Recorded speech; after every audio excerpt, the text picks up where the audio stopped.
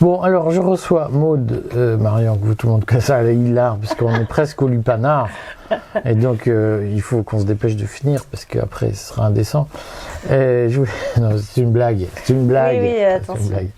Je voulais que tu nous parles de l'affaire Chalençon, parce que je sais qu'il y a plein d'internautes qui ont besoin d'épancher leurs émotions, de dire tout ce qu'ils pensent comme s'ils étaient dans leur salon, et qui comprennent, car c'est la théorie de faut être franc, faut dire les choses, faut pas manipuler, sinon on est manipulateur, etc. Et donc Chalençon, il a manipulé personne, et tu vas nous dire ce qu'il a fait, parce que tu vas le dire avec tes termes juridiques. Ça lui porte pas complètement chance, parce qu'il se retrouve en tôle. Et c'est peut-être l'occasion de réexpliquer aux gens quelles sont les règles de la liberté d'expression, puisque certains pensent que la liberté d'expression, c'est la liberté de tout dire. Donc, est-ce que tu peux déjà commencer par nous dire ce qui est arrivé à Chalençon ? Alors oui, pour ce qu'en dit la presse, parce que moi je connais évidemment pas le dossier dans le fond, mais Chalençon a tenu à de nombreuses reprises des propos de nature violente et fait des menaces à l'égard des propos publics. Sur des réseaux sociaux. Sur les réseaux sociaux. C'est pas devant sa belle-mère ou devant ses copains. On pourra en parler, ça change pas grand-chose forcément. Ça veut pas dire que attention, là on va en parler aussi, savoir dans quel public on s'exprime. Mais là, effectivement, sur les réseaux, donc au vu, au su de tout le monde, il a exprimé dans des termes violents, des menaces et un peu des projets possiblement de violence à commettre sur un certain nombre de personnes, y compris des gens qui sont un peu systématiquement visés par ce genre de propos. Alors justement. c'est quel genre ? Pour ne citer que lui, Attali par exemple, qui a été dans son collimateur pendant un bon moment et qui l'est assez systématiquement. Et en fait, il est passé au tribunal à plusieurs reprises. Il a, comme d'ailleurs la plupart des gens qui passent au tribunal, d'abord été condamnés à du sursis, là aussi à plusieurs reprises, puis à une peine ferme aménageable, puisque en France, les peines sont aménagées automatiquement en dessous d'1 an. Puis, sans jamais subir donc de prison, il n'a jamais eu besoin d'exécuter ses peines. Et pour sa dernière comparution récente, là, il a été condamné à une peine ferme, mais surtout à une exécution immédiate de cette peine, c'est-à-dire à un mandat de dépôt. Est-ce que tu peux expliquer aux gens cette mécanique étrange où on peut être condamné à de la prison ferme sans l'exécuter ? Sans l'exécuter. Oui, alors, l'idée c'est quoi ? C'est que les prisons étant remplies, un peu trop, débordent, il y a eu comme ça, tout au long des 15 dernières années, on a aménagé de plus en plus fréquemment les peines de manière de plus en plus facile. Et aujourd'hui, la règle, c'est qu'en dessous d'1 an de prison, l'exécution est faite de manière immédiatement aménagée, c'est-à-dire que la personne ne rentre pas en prison.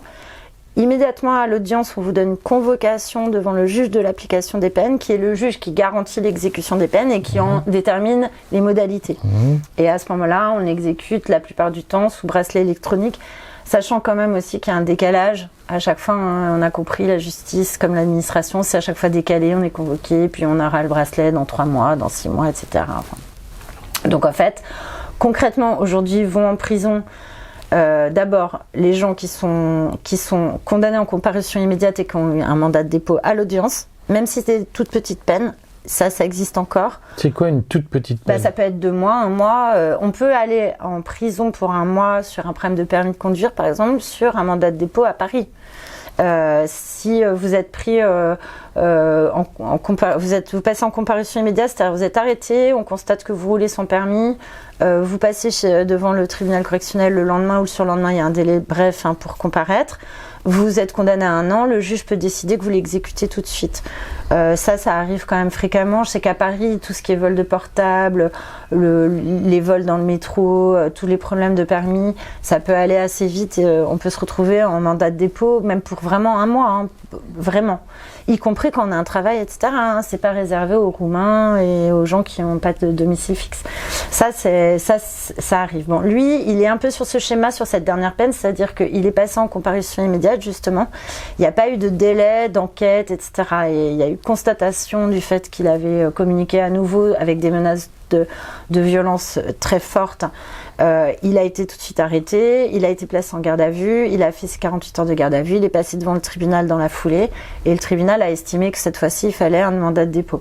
Ça, c'est difficile à discuter parce que j'ai pas les éléments ni de sa personnalité propre, ni les éléments de contexte. Mais disons, vu le nombre de fois où il était passé dans un délai assez bref au tribunal pour les mêmes faits ou des faits similaires, c'est pas une exception.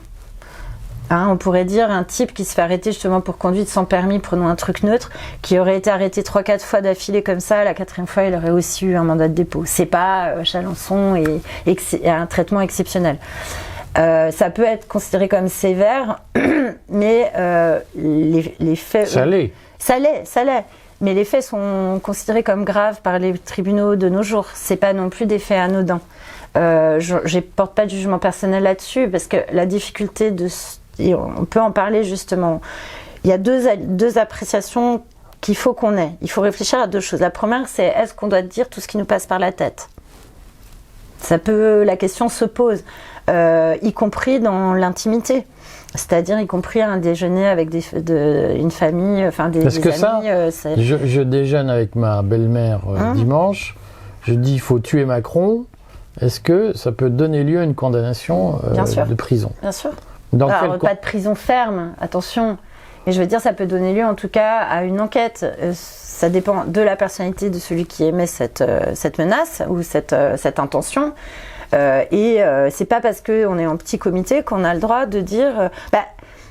mais si c'est juste ma belle-mère et moi, et ma femme, si elle témoigne contre toi, ça sera pas considéré comme rien. C'est une infraction. Et si c'est à table à la maison, personne ne l'entend, il y a qu'elle qui va me dénoncer en fait. Alors, en effet, c'est ça, l'élément principal, c'est qui le sait et qui peut dénoncer. Ça, on est bien d'accord. Donc, si on le dit à des gens, entre guillemets, de confiance, on compte sur le fait qu'ils ne le disent pas. Mais s'ils le disaient, ne fût-ce qu'un tiers qui lui-même le redit et le transmet, etc., et fait un signalement, ça demeure une infraction. Ça demeure une infraction. Et ce qu'il faut quand même savoir aussi, c'est que c'est pas seulement une infraction intrinsèquement, c'est que c'est aussi un élément éventuel de préméditation si tant est que quelque chose se passe après. Donc il faut le prendre sous les 2 angles. C'est dangereux aussi parce que ça peut constituer un élément de préméditation. On a ça dans des dossiers de crimes passionnels où le type a tué sa femme, il n'a pas fait exprès, voilà, et puis il l'a dit à tout le monde, donc on peut penser qu'il a prémédité alors que peut-être c'était un accident ce jour-là. Donc tout ça pour dire, c'est pas anodin. Et dans le contexte actuel, ça l'est encore moins, évidemment. Et sur les réseaux sociaux, ça l'est encore moins, surtout quand on a beaucoup de followers, qu'on a de l'influence sur les gens, qu'on a pu avoir un certain pouvoir à un moment donné sur des actions XY organisées.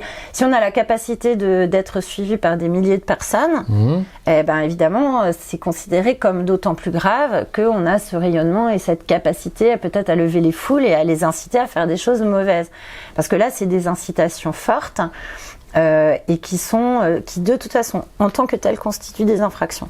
Et en fait, c'est ça qui est important, c'est que peu importe le médium, peu importe le nombre de personnes, peu importe, encore une fois, l'audience et même l'effet des paroles, on ne va pas chercher si ça a été réalisé, tout, c'est pas le sujet. Intrinsèquement, dire qu'il faudrait tuer telle personne ou lui couper les doigts ou l'exécuter ou quoi, c'est une infraction. C'est une infraction. D'accord, parce qu'il y a une menace. Alors si je dis par exemple, Macron, c'est une vraie tête à claque, est-ce que c'est une infraction ? Pour moi, ça n'en est pas une. Pourquoi ? Parce que on est effectivement à la limite de ce qui pourrait être diffamatoire, mais il n'y a pas dedans, surtout l'expression française, une tête à claque, ça n'implique pas qu'on mette une claque. Tête à claque, ça veut dire quelqu'un qui est énervant, quoi. Donc celle-là, c'est une question d'interprétation. Si tu dis j'y mettrais bien des claques, c'est pas la même. Et là, on a basculé dans l'infraction ou pas ? On bascule dans l'infraction. Et évidemment, on doit tous comprendre que le parquet a l'opportunité des poursuites. D'accord ? Qu'est-ce que ça veut dire en France, l'opportunité des poursuites ? Ça veut dire que quand le ministre dit « on ne laissera pas passer la moindre menace sous quelque forme que ce soit à l'égard de » et on fait une liste de personnes ou émanant de et on fait une liste de personnes, ça veut dire que là, effectivement, une infraction qui aurait pu passer à la trappe parce qu'on n'a pas que ça à faire va être prise en compte par le parquet. Au fond, ce qu'il faut retenir, c'est que infraction ou pas, qu'est-ce qui compte ? C'est la volonté de la poursuivre. C'est ça. Si demain tu dis oui, t'aurais bien mis une claque à ta belle-mère, qui va s'embarrasser à te poursuivre? Ils s'en foutent. D'ailleurs, il y a des choses très graves qui se passent en France. Pas ma belle-mère. Oui, mais par exemple. C'est juste pour dire que ta belle-mère, si ta belle-mère est Brigitte Macron, c'est pas la même chose. Voilà, c'est ça l'idée. Mais est-ce que c'est audible pour les gens, ça, de se dire non. Il y a un privilège pour Brigitte Macron, c'est-à-dire dire je mets une claque à ma belle-mère, tout le monde s'en fout. Je mets une claque à Brigitte Macron, c'est une infraction. Je pense que ça fait partie des choses qui crispent les gens à l'heure actuelle. C'est-à-dire que la difficulté avec la politique pénale, ce que les avocats, les criminalistes appellent la politique pénale, ça a toujours été comme ça. Et on l'entend de plus en plus. On l'a vu quand Darmanin a été interviewé par certains journalistes, de toujours parler des crimes, des infractions contre les biens. Tout le monde dit il y a beaucoup plus d'infractions contre les personnes, mais vous ne faites rien. Et il répond oui, mais il y en a beaucoup moins sur les biens. Donc c'est une question de politique pénale. On décide de protéger les gens, on décide de protéger les biens, on décide de protéger les enfants. Mmh. Et moi, ce que je dis souvent, c'est qu'une société révèle ses valeurs à travers deux choses. Son code pénal, c'est-à-dire les quantums de peine qui sont décidés en fonction des infractions. Quand on pense qu'un vol à main armée est puni de la perpétuité et que le viol d'un enfant ne l'est pas, on peut se dire qu'en effet, dans notre société, on protège plutôt les biens et pas assez les enfants. Ça, c'est un choix, effectivement, de société. C'est voté par nos parlementaires, on en pense ce qu'on veut, mais c'est la situation actuelle. Et la deuxième chose qui détermine aussi le fonctionnement de notre société, c'est la poursuite qui est engagée ou pas sur les infractions, puisque le parquet fait ce qu'il veut. Parce que l'opportunité des poursuites, ça veut dire, moi, procureur de la République, je fais ce que je veux. Si je veux pas poursuivre un viol, j'ai le droit. Et si je décide de poursuivre une menace par tweet, j'ai le droit. Donc évidemment, nous, en tant que personne, on peut être choqué par les choix qui sont faits. Et je pense qu'actuellement, ça participe de la crispation des gens. Mmh. C'est qu'il y a des choix qui sont faits. On nous annonce, on va classer sans suite tous les dossiers qui sont en retard depuis 2-3 ans. Ça a été révélé par la presse, etc. Donc, ça veut dire tu es victime d'une escroquerie, tu es victime de violence, etc. Non, on va devoir classer parce qu'on a trop de travail, mais à côté de ça, on va s'embarrasser à interpeller un Chalençon ou des soignants suspendus, ou on a vu d'autres cas pour un tweet ou pour autre chose. Et tout d'un coup, on dit non mais alors attendez, donc 2 poids 2 mesures. Et ça, c'est la réalité des faits. C'est que le parquet fait ce qu'il veut, et enfin ce que veut le ministre. On l'entend. C'est comme ça que c'est ça que ça veut dire. Donc ça peut énerver, mais parce qu'on est au courant aussi, faut être malin. C'est-à-dire que d'abord, qu'est-ce que ça nous apporte ? Il faut réfléchir effectivement. Admettons que ça fasse du bien. Voilà, la liberté d'expression, ça veut dire tout ce qui n'est pas exprimé, ça serait mal et tout. Moi, je suis désolée, en quoi ça nous fait du bien de dire que ça serait bien de tuer Pierre, Paul ou Jacques ? Je vois pas. Donc soit on en a un vrai projet. Auquel cas, manifestement, faut pas en parler. Enfin, je veux dire, ça paraît logique. Tous ceux qui commettent des faits assez importants viennent pas le dire dans la presse. Et ça paraît logique. Ils veulent pas se faire attraper. Donc, le dire ne fait aucun sens. Et ça fait pas du bien. Ça fait du bien à personne. Est-ce que c'est pour se valoriser ? Est-ce que c'est pour provoquer les gens ? Est-ce que c'est pour les faire réfléchir ? Si c'est ça, il y a peut-être d'autres manières de faire. On peut le faire plus intelligemment. Et de toute façon, en plus, ça n'a... Je trouve que c'est même assez avilissant, en fait, pour des gens qui s'opposent à des choses plus importantes. Mais ça les soulage. Oui, enfin bon, après, il y a des psychologues pour ça, ou enfin, je sais pas, il y a d'autres manières de se soulager. Je suis pas certaine. Alors, pareil, tout à l'heure, tu disais la franchise, il faut tout dire. Est-ce qu'on a le droit de tout dire ? En fait, c'est un peu une question de... Il faut quand même un peu des filtres, même dans la vie de tous les jours. Est-ce qu'on est là à croiser les gens, à leur dire tout ce qu'on pense d'eux ? Il y en a des, oui. T'es mal habillé.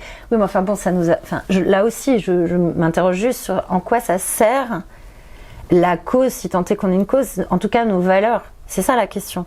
Si ça sert pas nos valeurs et qu'en plus ça nous envoie en prison, je pense que c'est perdu à 2 points, c'est double peine. Et ça n'a pas de sens pour moi.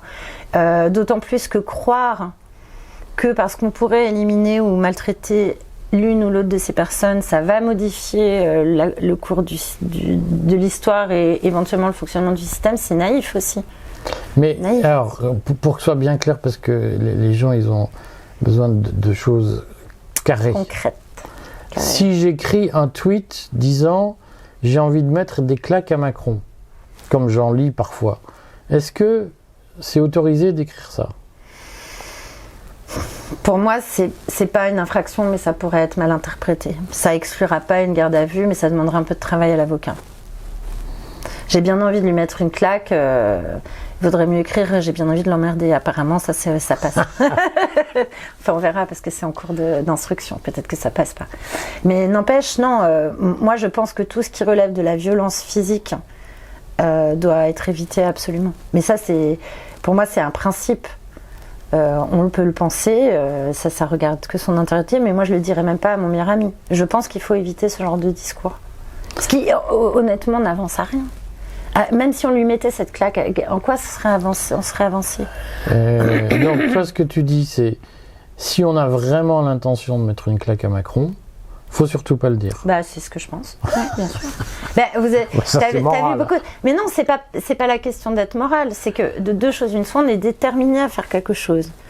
Celui qui est déterminé à commettre un braquage de banque, il va pas prévenir ses copains sur Facebook. Certains le font. Ouais. Enfin, oui.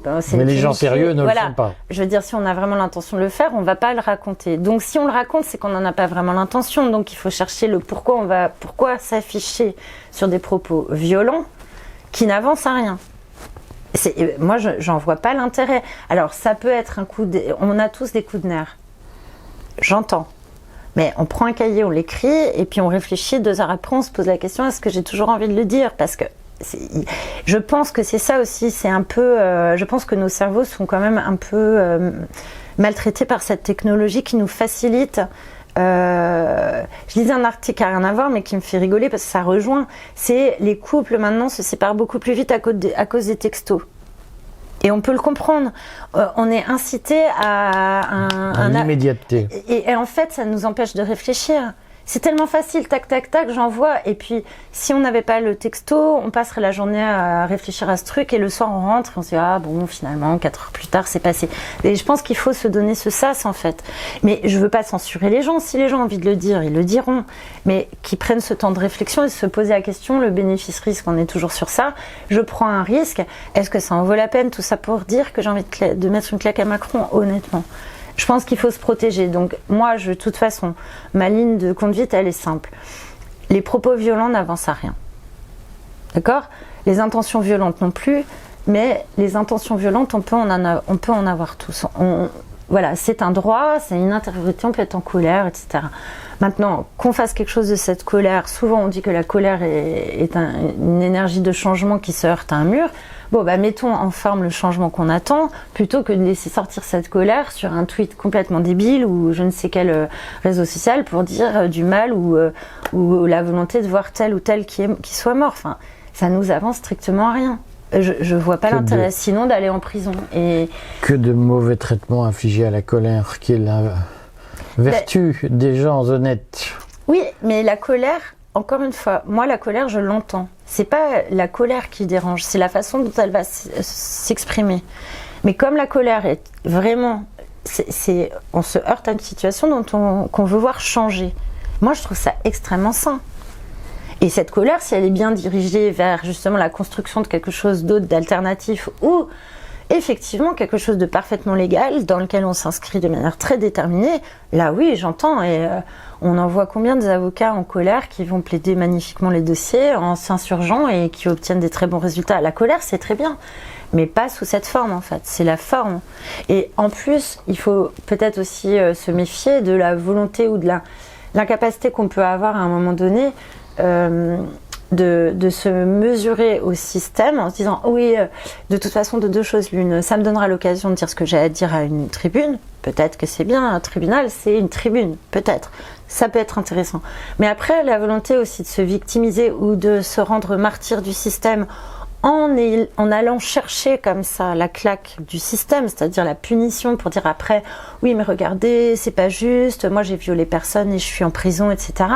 Faut s'en méfier aussi parce que c'est aussi une forme de manipulation dans l'autre sens. Attention, je dis pas que c'est ce qu'il a fait, mais quand même la troisième fois on peut se dire bon, il est un peu voilà, comment a-t-il réfléchi cet homme-là? Bon, je ne suis pas dans son cerveau, il a peut-être eu des raisons, donc je vais respecter ça, mais simplement nous, il ne faut pas qu'on rentre dans l'extrême inverse de dire le pauvre, oui, enfin voilà, on peut être amené quand même à dire non mais là il a eu 3 avertissements, c'est pas rien. Et il est tombé la 4e fois. Même si c'est sévère, ça n'a pas été dès le départ.